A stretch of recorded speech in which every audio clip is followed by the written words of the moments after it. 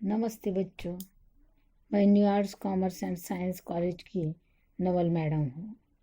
आज हम व्याकरण विभाग के वाक्य भेद का अध्ययन करेंगे। वाक्य के भेद दो आधार पर बताए जाते हैं और उनके उपभेद भी हैं जो नीचे दिए गए हैं। वाक्य भेद रचना की दृष्टि से तीन प्रकार है। पहला प्रकार है सरल वाक्य, दूसरा है संयुक्त वाक्य और तीसरा है मिश्र वाक्य। अब अर्थ की दृष्टि से भी वाक्य के भेद हैं। पहला प्रकार है विधानार्थक वाक्य, दूसरा है निषेधार्थक वाक्य, तीसरा है प्रश्नार्थक वाक्य, चौथा है आज्ञार्थक वाक्य, पांचवा है विस्मयार्थक वाक्य और छठवा है संदेहार्थक वाक्य, सातवां है इच्छार्थक वाक्य और आठवां है संकेतार्थक वाक्य। अब हम रचना की दृष्टि से वाक्य के तीन भेद देखेंगे। पहला भेद है सरल वाक्य। सरल वाक्य की व्याख्या पहले हम देखेंगे। जिस वाक्य में एक उद्देश्य और के विधाय होता है उसे सरल वाक्य कहते हैं। जिस वाक्य में सिर्फ एक उद्देश्य होता है और एक विधेय होता है उसे सरल वाक्य कहते हैं, जो सरल सरल विधान होता है। उदाहरण देखिए, छात्र विद्यालय जा रहा है। विद्यालय कौन जा रहा है? छात्र। कहाँ जा रहा है? विद्यालय। यानी एक उद्देश्य और एक विधेय जिस वाक्य में होता है उसे क्या कहते हैं? सरल वाक्य। अब दूसरा है संयुक्त वाक्य। जिस वाक्य में दो या दो से अधिक वाक्य स्वतंत्र होते हुए भी किसी समुच्चय बोधक अव्यय द्वारा जुड़े हुए हो उसे संयुक्त वाक्य कहते हैं। एक या एक से अधिक वाक्य हो और उसे समुच्चय बोधक अव्यय द्वारा जोड़ा जाता है उसे संयुक्त वाक्य कहते हैं।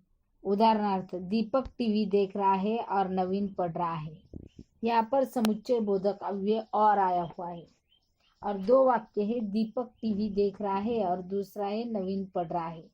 दोनों को जोड़ने का काम और ने किया है और समुच्चय बोधक अव्यय है शब्द और वाक्यों के समुच्चय को एक या अनेक वाक्यों के समूह को जोड़ने का काम ये समुच्चय बोधक अव्यय करते हैं और वे और, पर, की ये होते हैं। मिश्र वाक्य। जिस वाक्य में एक प्रधान वाक्य हो और अन्य वाक्य उसके अधीन हो उसे मिश्र वाक्य कहते हैं। पहला वाक्य मुख्य होता है, दूसरे वाक्य गौण होते। गौण यानी आश्रित वाक्य, तब उसे मिश्र वाक्य कहते हैं। उदाहरण, मैंने घर के वह सभी काम कर लिए जो जो आपने कहे थे। कौन से काम किए उसने? घर के जो जो आपने कहे। कौन से कहे? घर के सभी काम। यानी पहले वाक्य पर दूसरा वाक्य अवलंबित है, आश्रित है, इसलिए उसे क्या कहते हैं? मिश्र वाक्य। इस तरीके से हमने वाक्य भेद की तीन ही उपभेद जो है वे देखे हैं। रचना की दृष्टि से जो भेद है उसका हमने अध्ययन किया है। अब अर्थ की दृष्टि से वाक्य के 8 भेद जो है उसे देखेंगे। विधानार्थक वाक्य। जिस वाक्य में क्रिया के करने का या होने की सामान्य सूचना मिलती है उसे विधानार्थक वाक्य कहते हैं। उदाहरण, राजा कृष्णदेव राय विजयनगर में रहते थे। होने की और करने की सामान्य सूचना मिलती है उसे हम विधानार्थक वाक्य कहते हैं। निषेधार्थक वाक्य। जिस वाक्य में क्रिया के न करने या न होने का बोध हो उसे निषेधार्थक वाक्य कहते हैं। जिस वाक्य में न करने का यानी नकारात्मक भूमिका हो उसे निषेधार्थक वाक्य कहते हैं। बगीचे में बड़े पेड़ नहीं थे। बगीचे में क्या नहीं थे? बड़े पेड़ नहीं थे, यानी निषेध व्यक्त किया है पेड़ के प्रति। बड़े पेड़ नहीं, तब उसे निषेधार्थक वाक्य कहते हैं। प्रश्नार्थक वाक्य। जिस वाक्य में कोई प्रश्न किया जाता है तो वह प्रश्नार्थक वाक्य कहलाता है। वाक्य में प्रश्न किया जाता है उसे प्रश्नार्थक वाक्य कहते हैं। उदाहरण, मनुष्य को क्या चाहिए? यानी क्या चाहिए से प्रश्न का बोध होता है, इसलिए उसे प्रश्नार्थक वाक्य कहते हैं। आज्ञार्थक वाक्य। जिस वाक्य में आदेश या अनुमति दी जाती है उसे आज्ञार्थक वाक्य कहते हैं। उदाहरण, तुम अपनी बात कह सकते हो।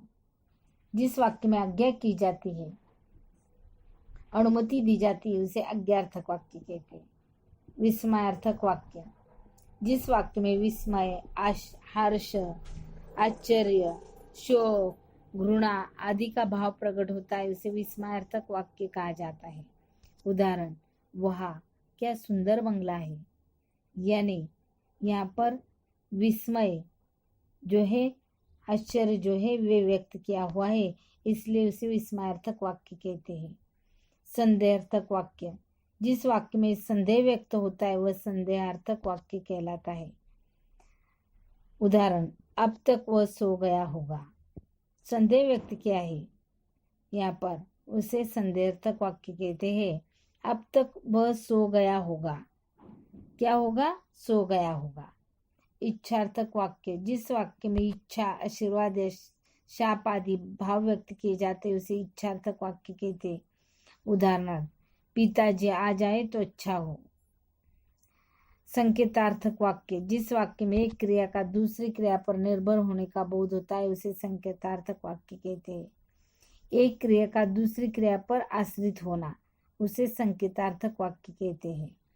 मैं कविता लिखता तो अवश्य पुरस्कार पाता। कब पुरस्कार पाता, जब कविता लिखता।